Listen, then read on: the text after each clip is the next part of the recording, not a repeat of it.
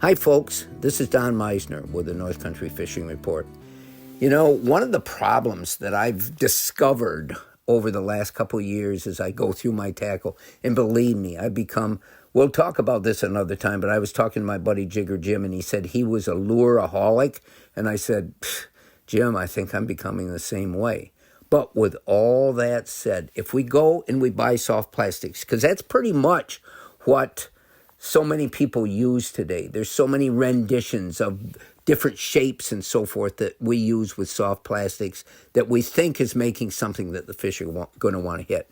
But what do we do with them during the off season? Or what do we do with them during the season? There's so many things that I want you to be aware of that come with, let's say you put those plastics into a tackle box. And once they're in that box, there's an awful lot that happens. First of all, the soft plastics is made of certain chemicals.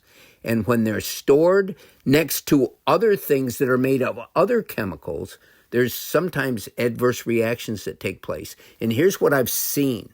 I will go into some of my favorite lures. They've been in a tackle box, and a lot of them, I put the jig heads on them already. So when I'm out on the water, I don't have to do that.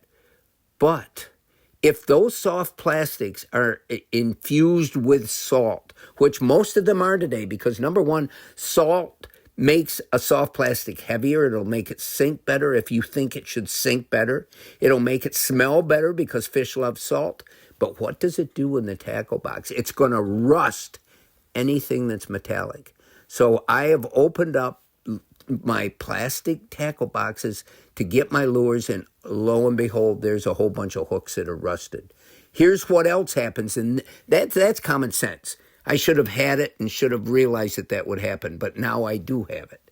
The other thing, though, that a lot of us might not think of is that chemical reaction that's taking place in with the lures. Let's say you have a spinnerbait, and a spinnerbait has a living rubber skirt.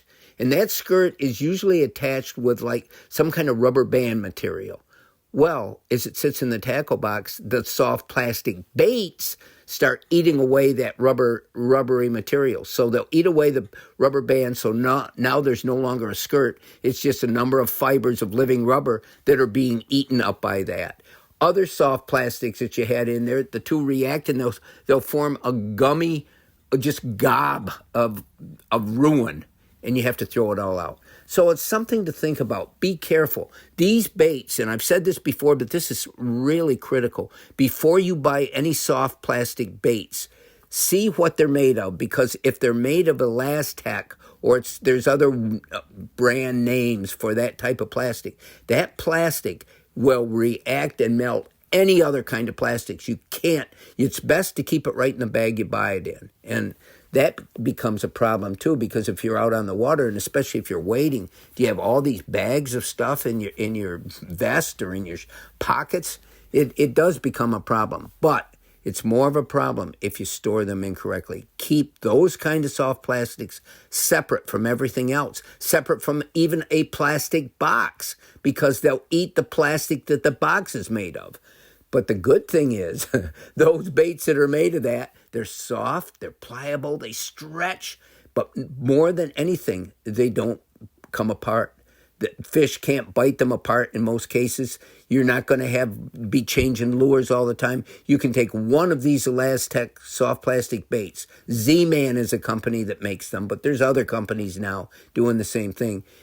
And it will last. It seems like it'll last. You wonder why they do it, because you can get 20 fish on one soft plastic bait. That's how incredible it is. But anyway, beware and start looking at this, because the way you store your soft plastics can make a big, big difference in how effective they are and how long they'll last. Until next time, folks, this is Don Meissner with the North Country Fishing Report.